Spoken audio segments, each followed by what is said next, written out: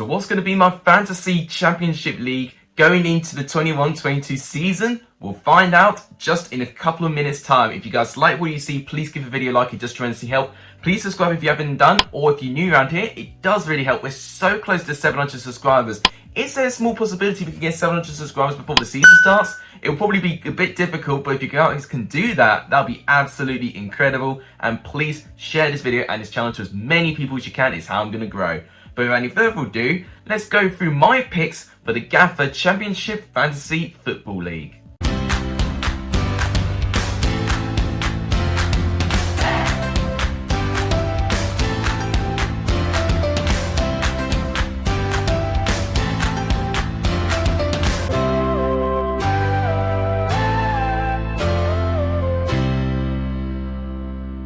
So guys, on the screen, as you can see, is the team that I'm going with. And if I scroll up, as you can see, I have zero budget left. So I've used all of the budget that I could. I'm going to talk through all of my picks and I'll go through, how many changes that I want. So when I do Fantasy League, typically, I want to try and bring the best team that I can. But I'm going to do a different approach this year. I'm going to try and put players in who will get featured a lot of the week, which is going to reduce the amount of times I'm going to need to use transfers. Because too many times last season, I kept chopping and changing players, which meant I just lost so many points. So I think this team for me is going to be the closest team that I'm going to have that, it means that I'm not going to change it.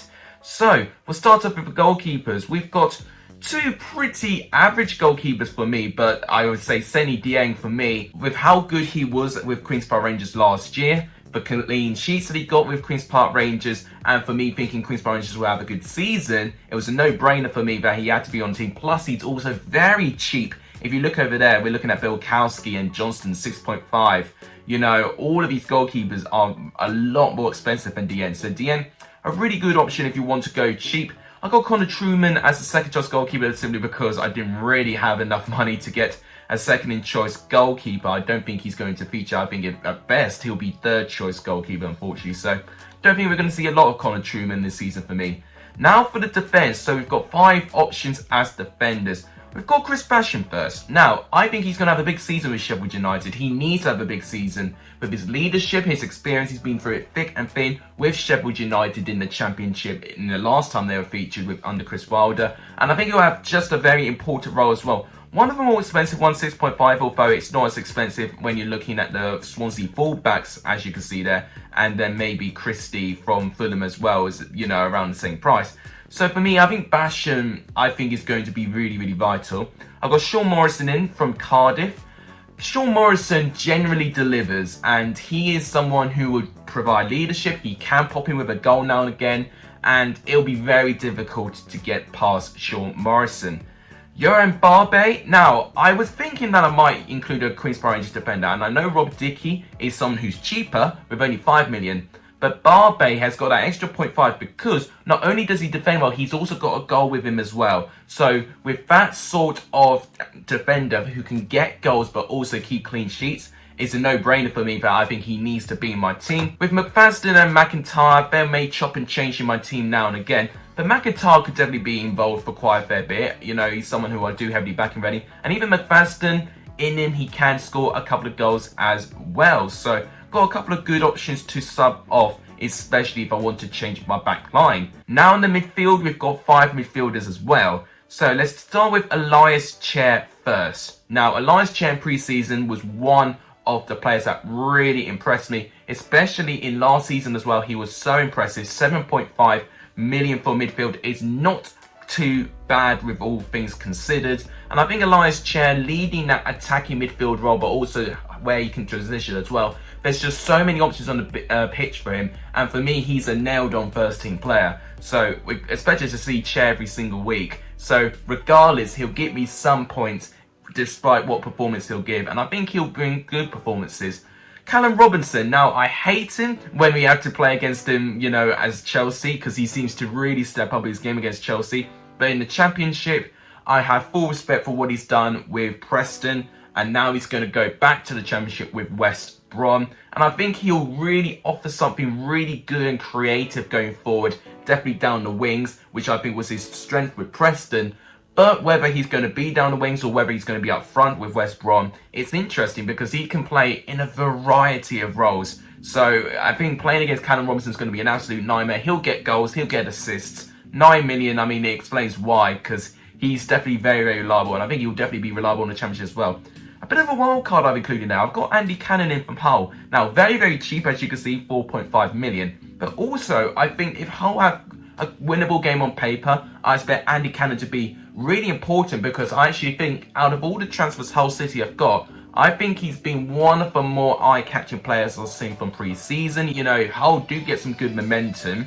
I think Cannon will be one of the players that you need to include. He could be one of the cheap options that can definitely get you a massive amount of points. Now we've got John Fleck. I think he'll be very important for that midfield for Sheffield United this season. I think that's going to be the area of the pitch where it's going to determine the outcome of games, their midfield. And they do have some really good options in that midfield. And I think John Fleck will deliver once again. And we still even have Ovie Ejaria still we can fit in with 6.5 million.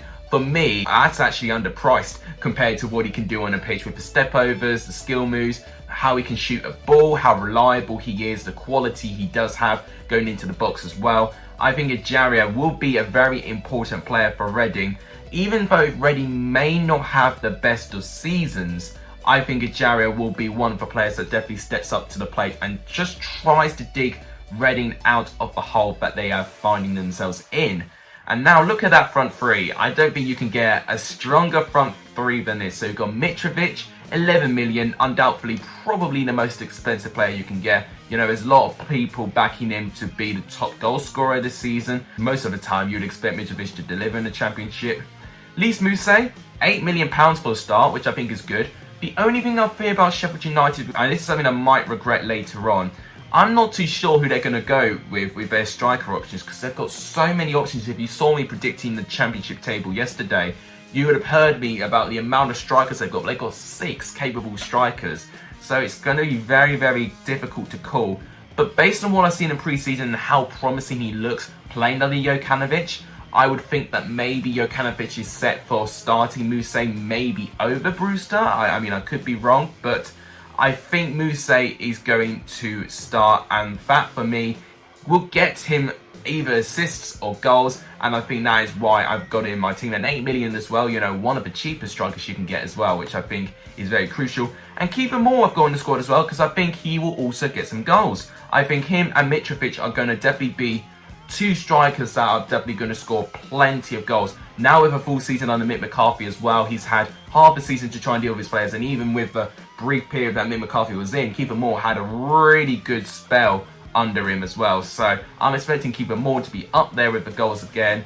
And looking at that front three, you know, all 3 of them for me are capable of scoring 15 goals this season. So this would definitely help. And if you notice what I've done with the team, I've done it in a 3-4-3. So Dieng in goal, who of course they play Millwall. We got Joran Barbe in the central of that defence.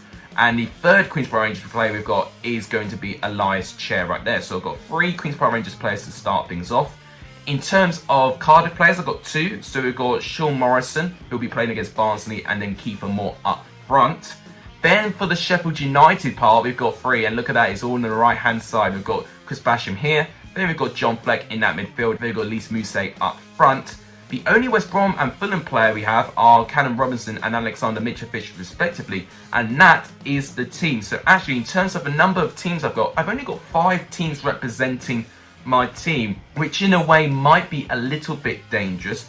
But if we dabble onto the bench, you can see, you know, we've got Birmingham playing there, even though I don't think Truman's going to be featured. We've got a Hull player in Cannon, you know, if I think Hull could, you know, do really, really well in the game. We've also got McFaster for Coventry, if I think they'll do well. And then, of course, we've got McIntyre, who can filter in the defence now and again as well. But I think that, for me, is a very, very strong team. Now, what I'm going to go through, because all of you may still be trying to figure out, you know, what are we going to do? You know, how does Gaffer work? Now, as you can see, there's a thing called boosts, which is natural in the Premier League as well. But what's really unique about this boost system compared to the Premier League, it's not just 3. We have 1, 2, 3, 4, 5, 6 boosts, but we can only play 3. So we've got to be very, very tactical of what boost we use. So this boost, if we read that carefully, it says unlimited transfers. That one might definitely need to be in use at some stage. I just hope not to use that transfer button, you know, near the start of the season, because I probably needed to use it really early last year, which I really want to try and avoid. This one means 2 times multiplayer added to defenders, no captain multiplayers applied for any player or position. Now I think Gaffer, if I'm right in saying, they've called that the park the bus button, which I think is a brilliant boost. So basically it gives more points to defenders. So if I think Sheffield United, Queens Park Rangers and Cardiff will keep a clean sheet and all 3 defenders will get goals, that's the time where you've got to press that, because you'll get 2 times the points. This one is each goal scored adds an additional 5 points to the total, and this includes penalties and goals scored by substitutes. Captain multipliers do not apply to the 5-point bonus. Okay, so that's interesting. Bonus one there with points. 2 times multiplier applied to players in away fixtures. So we've got potential points being added for away games as well, which I think is a very unique boost. 2 times multiplier to captain, vice captain, emergency captain. So this one's going to be the captain option there. So, and we'll talk about who I'm going to pick for my captain, vice captain, and emergency captain after I talk about this final one, which is the goalkeeping bonus. Both goalkeeper scores counted. Bonus points awarded to the keeper for 2 points per clean sheet in half, 3 points per save, and 10 points per penalty save. So yeah, look at this. We've got a variety of different boosts. I'm not going to use any boosts yet. I'm going to definitely try and hold on to those and try not to use them now. Now, before we end, let's try and distribute who I think will be captain, vice captain, and emergency captain. So, I want Mitrovic as captain, but against Middlesbrough, I think it's going to be tough for Mitrovic. He may get 1 or 2 goals. Kiefer Moore against Barnsley, he could be okay. Callum Robinson against Bournemouth, I'm not too sure about. Muse, I want to put as captain, but once again, there's always that doubt that he might not start. I'm going to give Kiefer Moore captain. For vice captain, in fact, I might put Elias Chair as vice, and then emergency captain for Muse. You know what? I might be happy with that. We'll use the triangle as the 3 captains here. So we've got Kiefer Moore, Lise Muse as emergency, and Elias Chair as vice captain. Finally, before we go, I know you guys are very eager to join the league. Now, I know I've got 2 leagues here, but we're going to join for this one. There was a little bit of an error. For some reason, I've got 2 leagues. But as you can see, the code is right here. I'm not going to read it out because it's a very long code. In case you guys can't see it or can't read it, I'll also put the code in the description down below. And even if you guys can't get to that, I'll also pin a comment with the code as well. But please join this league. It's getting rather lonely in this league. I want to see how many of us we can get to join the Fantasy League. And you may notice as well, I'm also in Ben's leagues as well. And I would encourage you to join that as well. The Patreon League, you're going to have to join Ben's Patreon for that. Unfortunately, I'm not going to give you access to that. But that will wrap it up for today's video. If you guys enjoyed it, please give the video a like. It does tremendously help the channel. Please subscribe to the channel if you haven't done, or if you're new, it does really help. And please share this channel to as many people as you can. All of that really helps. But thank you guys so much for watching, guys. A legendary for Sonny in this video. As always, I'll see you guys very soon for predicting the opening championship games tomorrow. Can't wait. See you guys soon.